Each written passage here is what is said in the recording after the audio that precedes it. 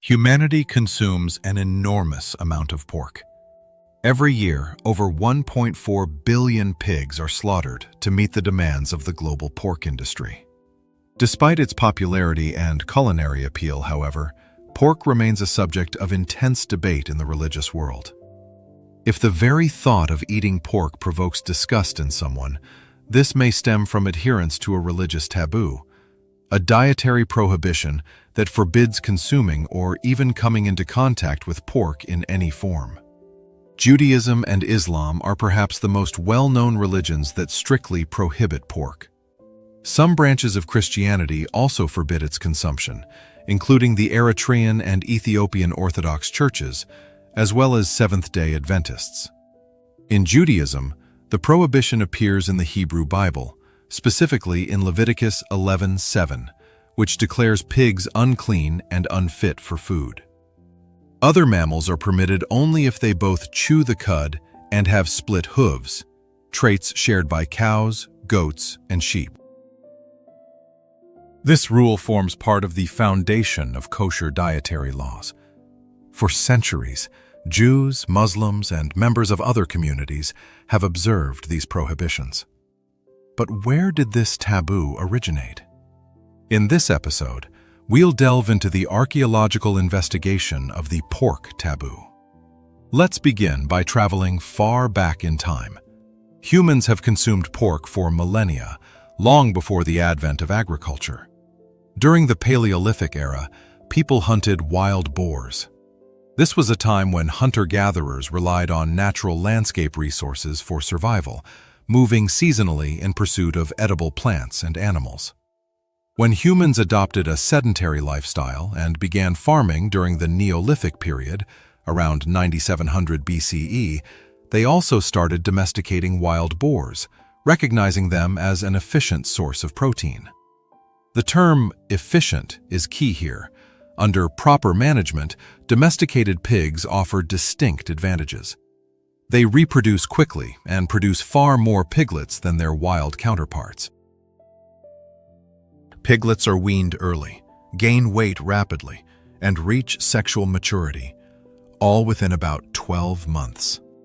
These traits mean that large numbers of pigs can be raised for meat within a single year, providing a steady and relatively reliable food source. Moreover, pigs are remarkably useful because they're not picky eaters. As omnivores, they consume a wide range of human-generated waste, including food scraps and even human and animal excrement. In other words, pigs help maintain cleanliness by consuming human refuse. This makes them especially valuable in urban areas, where waste accumulation can spread disease if left unmanaged. Thus, pig farming in cities is actually an incredibly efficient way to manage waste, while simultaneously raising animals for meat. However, pigs also have certain drawbacks. Drawbacks that some scholars and zooarchaeologists, archaeologists who study animal bones to understand human-animal relationships, have used to explain the origins of the pork taboo. We'll explore this theory shortly. A landmark study from the late 1990s developed a set of principles of pig husbandry to explain both the advantages and disadvantages of pig domestication from cultural and ecological perspectives. Max Price, a zooarchaeologist and leading expert in this field, recently updated this framework in his book, The Evolution of the Taboo, incorporating new discoveries. It's a fascinating read, and if you're truly interested in this topic, consider picking it up after watching this video. Let's examine some of these principles in detail. Environment. Pigs aren't highly mobile and don't require extensive pastures like cattle or sheep. This makes them ideal for raising within settlements or cities. Plus, they consume human waste, but this also makes them poorly suited for pastoral or nomadic lifestyles. Society. Throughout history, urban pig farming has often been associated with lower socioeconomic status. Settlement. Pigs are useful for colonizing new territories because they reproduce quickly. New herds can be established rapidly from just a few founding animals. Economy. Pigs can be harder to regulate than other domesticated animals for two reasons. Litter sizes vary greatly. Sows may give birth to as many as 12 or 14 piglets, but often far fewer. Additionally, pigs don't produce secondary products like wool or milk, which were valuable sources of taxation and institutional wealth in pre-industrial societies. As a result, governments often encouraged the raising of goats, sheep, and cattle instead. Health. Pigs are carriers of disease and susceptible to parasites such as tapeworms, which can infect humans. How might these principles explain the pork taboo in the ancient Near East? Why does the Bible focus so heavily on pigs? Archaeological evidence shows that people in the Near East raised and ate pigs from the very beginning of agriculture. So when and why did attitudes toward pigs change? Attitudes toward pigs underwent significant shifts over time. For a long time, researchers focused on the health-related principle of pig husbandry. In the past, it was commonly believed that the pork taboo originated as a form of ancient hygiene or disease prevention. The medieval Jewish philosopher Maimonides, in his work The Guide for the Perplexed, argued that the divine prohibition against pork was due to its harmfulness to humans. He emphasized that the pigs' habits and diet were extremely unclean and repulsive, and thus the law was meant to protect God's people. This ancient hygiene theory gained new traction in 1835 with the discovery of Trichinella spiralis, a parasitic roundworm that causes trichinosis. This parasite can trigger diarrhea, vomiting, inflammation, and sometimes serious complications affecting the heart or lungs. Pigs are the primary, but not sole, carriers of this parasite, and infection can occur from eating undercooked pork. It was hypothesized that the pork taboo emerged from ancient attempts to combat such parasites. However, despite some plausibility, archaeologists don't fully endorse this view. First, the biblical prohibition makes no mention of health concerns. As archaeologist Max Price notes, if ancient Israelite priests had somehow deciphered the epidemiology of trichinosis, why would they have concealed this knowledge so thoroughly? Why not simply state, "Do not eat pork, for it will give you diarrhea," instead of offering explanations like, "Because it has a split hoof but does not chew the cud"? Second, this theory overlooks the fact that many ancient civilizations around the world thrived while relying on pork as a primary protein source. Greeks, Polynesians, New Guineans, Chinese, and even Bronze Age Near Eastern peoples all depended heavily on pork, a vital protein source that undoubtedly contributed to their development. The presumed negative effects of trichinosis likely didn't outweigh the nutritional benefits this extra protein provided to pre-industrial societies. It's important to remember that pigs have significant advantages. A pig can be raised from birth to the dinner table in just 1 year. They also efficiently convert waste into meat. As Price argues, health-based explanations try to force the pork taboo into functionalist frameworks, rather than seeking scientific interpretations of available historical data. Archaeological and historical evidence points to a far more complex origin rooted in Bronze Age economics and Iron Age social dynamics. We first examine the economic dimension, then turn to social factors. To better understand cultural attitudes toward pigs, we must move forward in time, from the Neolithic to the Bronze Age. The history of the pork taboo is a story of the pig's steady decline in popularity from the early to the late Bronze Age. According to regional archaeological studies, around 4000 BCE, pig bones accounted for roughly 30 to 40% of total livestock remains in some settlements. By 3600 BCE, this figure had dropped to 16 to 30%, and by 1600 BCE, pig bones had become rare finds at archaeological sites. What explains this decline? The first explanation is economic. As noted earlier, pigs didn't contribute to wealth accumulation in pre-industrial societies. In contrast, donkeys and horses generated wealth as pack animals. The same applied to cattle. They plowed fields, and their manure fertilized crops, making them indispensable to the economy. Additionally, cattle, goats, and sheep provided secondary products like milk and wool, valuable, storable, and tradable commodities that fueled the rise of major Bronze Age institutions, such as temples and palaces in Egypt and the Near East during the 3rd and 2nd millennia BCE. Pigs lacked these advantages. They didn't fit well into the Bronze Age economy. They were too small for large-scale agriculture, produced no significant secondary products aside from fat used for soap making, and were harder to tax than other livestock.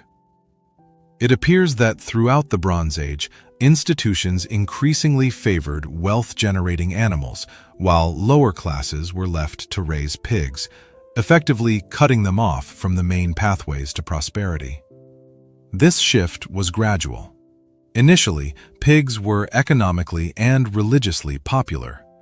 The early Bronze Age was a golden age for pigs. A Sumerian cuneiform tablet from Zabala in southern Iraq, dated to around 2200 BCE, records 22 jars of pig fat, likely used to make soap for wool processing and textile production. Each jar held 18 liters, totaling about 396 liters. According to Price's calculations, producing that much fat would have required at least 45 adult pigs, suggesting that early Bronze Age Mesopotamian institutions managed large pig herds. During the Bronze Age, pigs also held a special place in religious life. A 4th millennium BCE tablet from the Sumerian city of Uruk mentions 2 temples that owned a herd of 95 pigs. Excavations at Tel Mozan in northern Syria uncovered a massive sacrificial pit dated to around 2300 BCE, containing the remains of 60 sacrificed piglets alongside other animals, possibly indicating their role in offerings to underworld deities. By 2000 BCE, pigs were commonly used in Mesopotamian religious festivals, and Egyptian temples sometimes accepted them as sacrifices. Notably, pigs' tendency to eat refuse was viewed positively in religious contexts at the time. Just as pigs consumed human waste, they were seen as ritual sponges, absorbing ritual impurity through sacrifice. For example, a Babylonian tablet describes a ritual for slaughtering a pig for supernatural protection. In the accompanying prayer, the pig acts partly as a substitute, taking evil upon itself instead of the human. Thus, pigs were widespread in the Near East for much of the Bronze Age, but their popularity gradually waned over the centuries. By 1600 BCE, about 400 years before the earliest archaeological evidence of Israelites, cuneiform records indicate that elite institutions, including religious ones, had largely stopped raising pigs. The Hittites in Anatolia banned them from temples. Mesopotamian temples also prohibited their presence, and Egyptians appear to have developed a strong aversion to them. The famous Egyptian Book of the Dead contains a passage where the god Seth attacks Horus in the form of a pig, thus originating the pig abomination for Horus's sake. Around this time, society began associating pigs with filth and pollution. Where their waste-eating habits were once seen as virtuous, they were now viewed as repulsive. Moreover, as low-status, low-profit animals, they were deemed unsuitable for cultic sacrifice. This doesn't mean pigs disappeared entirely. People still raised and ate them, but far less frequently than in earlier centuries. In late Bronze Age Mesopotamia, animal bones from excavations show pigs made up only about 20% of domesticated livestock.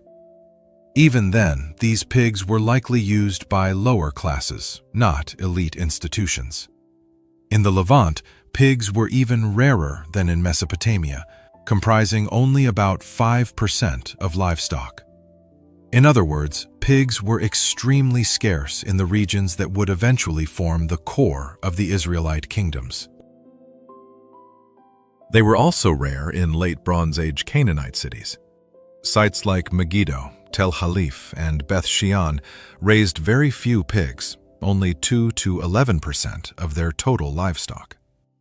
Complicating matters further, one of the most revered Canaanite deities, Baal, was associated with the wild boar, a dangerous and powerful creature whose tusks could easily impale a hunter. This was likely a positive association, possibly emphasizing ferocity, danger, fertility, and the masculine virtue of boar hunting. Nevertheless, the Late Bronze Age marks a turning point in the evolution of the pork taboo. Pigs ceased to be associated with urban elites and instead became linked with urban poverty, possibly creating a social stigma around pig farming. Religiously, pigs had once been viewed positively, even valued for their ability to absorb impurity. But now, that very impurity rendered them unfit for sacred offerings. Adding to this, urban life itself began to decline in the Late Bronze Age. More people lived in small towns and villages. Thus, the one niche where pigs truly excelled, consuming waste in urban centers, also began to vanish. Price argues that these economic realities, which excluded pigs as sources of wealth, set in motion a cultural shift that redefined pigs as undervalued animals, as temple and palace institutions abandoned them. All this suggests that by the time the Israelites emerged, they entered a world where pig farming was already uncommon. They came from cultures that, for centuries, had associated pigs with lower classes and dirty urban life. Now that we've covered the economic context, it's time to explore ancient social dynamics, specifically the rivalry between the Bible's arch-enemies, the Israelites, and the Philistines. This rivalry may have inspired the Israelite pork taboo because the Philistines ate a lot of pork. Both groups appeared on the scene during the Late Bronze Age collapse, a period when the established order unraveled across the Eastern Mediterranean. The palace economies we discussed, and the long-distance trade that sustained them, collapsed. The imperial superpowers of the time, Egypt and the Hittites, retreated or disintegrated entirely. Meanwhile, the Israelites gradually emerged from indigenous Canaanite tribes in southern Canaan around 1200 BCE. During this period, small agricultural settlements began appearing in the highlands, what modern archaeologists now interpret as the earliest Israelite villages. This may have been a mix of nomadic and urban Canaanites who migrated inland to the sparsely populated hills, eventually forming a new ethnic identity through a process known as ethnogenesis. The Philistines, by contrast, originated from a diverse group of peoples who migrated from Greece and the Aegean Islands to settle along the southern coastal plain, also around 1200 BCE. They brought with them Aegean-style architecture, pottery, and culinary traditions, including pork consumption. Pork was a staple of the typical Aegean diet, so it naturally became part of early Philistine cuisine. Excavated Philistine settlements show higher pork consumption rates in Iron Age I compared to surrounding cultures. For example, in the biblical city of Gath, residents apparently ate a lot of pork, about 13% of their meat diet throughout the Iron Age. Meanwhile, pork consumption was nearly absent in Israelite settlements of the same period. Pigs accounted for a mere 1% or less of domesticated animal remains at most of these sites. Thus, despite some sites being only a few kilometers apart, we see a striking difference in pig bone quantities. It's important to note, however, that the pork taboo was likely not yet fully formed at this time. Recall the earlier principles of pig husbandry. There were many practical reasons why early Israelites didn't eat much pork. As Max Price reminds us, the pork taboo was a developing cultural element. it didn't appear fully formed. Still, some scholars theorize that this contrast between Philistine and Israelite settlements reflects how the Israelite pork taboo was inspired by Philistine pork consumption. Avoiding pork became a way to distinguish us from them. Those evil bad guys eat pork. We don't. Price essentially agrees that Philistine pork consumption may have inspired the initial Israelite taboo, but with important caveats. First, while avoiding pork may have served as an ethnic marker for Israelites, it doesn't seem to have been one for Philistines. We see variability in Philistine settlements. Take Tel Kasile, a small ancient village, pig bones barely registered in archaeological finds, only 1% of animal remains. If we applied the logic that Israelite sites have few pig bones and Philistine sites have many, we'd mistakenly identify Tel Kasile as an Israelite town. But it was Philistine. So while it's true that sites with higher pig bone percentages are usually Philistine, sometimes up to 20% of livestock, this isn't always the case. Moreover, even 20% is relatively low compared to earlier periods. Remember, in the early Bronze Age, pigs made up as much as 40% of livestock in some cities. Thus, the data suggest pork may not have been a major distinguishing feature between Philistines and others, including Israelites. From the Philistine perspective, it may have simply depended on local culinary preferences. Therefore, the pork taboo may have been integral to forming a distinct Israelite ethnic identity, even if pork wasn't central to Philistine identity. But that's not the whole story. Our previous discussion of Philistines and Israelites was set in Iron Age 1. Yet the prohibition in Leviticus dates to the 8th or 7th century BCE, hundreds of years after the earliest Israelite settlements we just discussed. It would be poor historical methodology to project 8th century textual findings backward to explain 12th century realities. Decades of archaeological discoveries make it clear that the people who composed and compiled the Hebrew Bible knew very little about events so far in the past. Even if the Philistines inspired the initial move toward a pork taboo, do we have evidence closer to the 8th and 7th centuries that explains why it ended up in the Bible? The answer may lie in another ancient rivalry, that between the southern kingdom of Judah and the northern kingdom of Israel, two Iron Age Hebrew-speaking kingdoms. By the time Leviticus was composed, the Philistines apparently no longer ate much pork. Throughout Iron Ages 2 and 3, pig bone percentages at Philistine sites declined sharply. In the ancient Philistine city of Ekron, pig bones dropped from nearly 20% of livestock in Iron Age 1 to less than 2% by Iron Age 3, a dramatic fall. In Ashkelon, another major Philistine city, less than 1% of bones were from pigs. Scholars suggest the Philistines likely acculturated to regional norms, where historical sources indicate pigs were unpopular. But the situation among the Hebrew kingdoms evolved differently. While the general trend showed Israelites eating very little pork, significant regional differences existed, as is common.